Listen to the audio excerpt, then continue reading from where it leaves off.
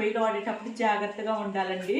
ఇవాళ నేను మామూలు టెన్షన్ పడలేదు. సరే బండ మనకి ఇది పాతదా కొత్తదా అనేది ఇక్కడ ఉంది అంట, ఇది చూసుకోవాలి మేము. ఈ బండకాడ మనం హాఫ్లో ఉంది కదా, హాఫ్లో ఉన్నా సరే గ్యాస్ వచ్చేస్తుంది మనకి. ఇక్కడ ఇరుక్కొని ఉండాలి, లేదంటే రెగ్యులేటర్ దన్నా అది పడయన్న ఉండాలి అని చెప్తున్నారు. ఆ రెండిట్లో ఇంకా పిల్లలకంటే వీళ్ళకంటే మీరు సేద కొట్టి తీసుకొచ్చి పెడతాను అనుకో నేను. రైస్ వచ్చేసి ఇబ్బంది లేదు. ఇంకా బయట పిల్లలకు వచ్చేసి ఓన్లీ పెడిగి అని అవే పెడతానండి. వాళ్ళ రోజుకి వచ్చేసి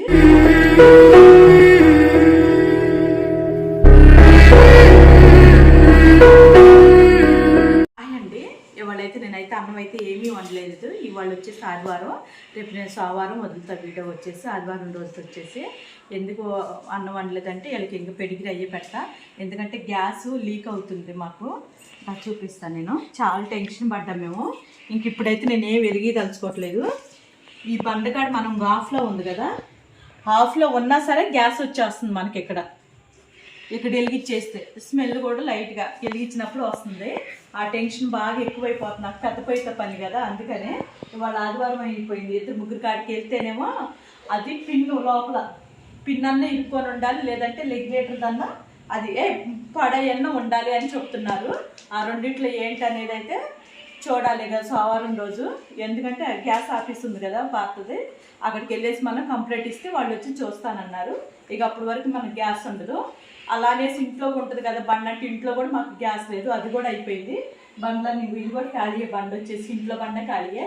ఇంకా పిల్లలకంటే వీళ్ళకంటే మీరు సేద కొట్టి తీసుకొచ్చి పెడతాను అనుకో నేను. రైస్ వచ్చేసి ఇబ్బంది లేదు. ఇంకా బయట పిల్లలకు వచ్చేసి ఓన్లీ పెడిగి అని అవే పెడతానండి. వాళ్ళ రోజుకి వచ్చేసి రేపు మధ్యాహ్నం కల్లా, అదే సోమవారం మధ్యాహ్నం కల్లా వచ్చింది అనుకోండి, కంపల్సరీగా నేను ఇంకా అప్పుడు సాయంత్రం పూటని వండేసి ఇంకా అందరికి అన్నం పెట్టేసేస్తా. ఈ పిల్లల వారికి అయితే కాస్త ఆకలితో ఉండలేరు కాబట్టి వాళ్ళకి ఏదో ఒకటి చేస్తాను అనుకో. చాలా టెన్షన్ వస్తుంది నిజంగా. ఇలాంటి పొయ్యిలో వాడేటప్పుడు జాగ్రత్తగా ఉండాలండి. ఇవాళ నేను మామూలు టెన్షన్ పడలేదు. నాకు ఈ ఆలోచన ఎక్కువైపోతుంది. ఇది ఇరుక్కుపోయిందని అనుకుంటున్నాం మరి.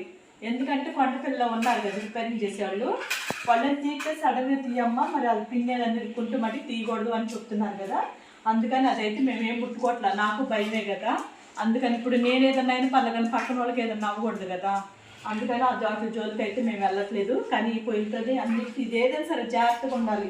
ఎప్పుడైనా సరే బండ మనకి ఇది పాతదా కొత్తదా అనేది ఇక్కడ ఉంది అంట, ఇది చూసుకోవాలి మేము. ఈ నెంబర్ కూడా ఏం చూసుకోవాలి, ఈ నెంబర్ రేపు నేను చెక్ చేపిస్తాను నేను.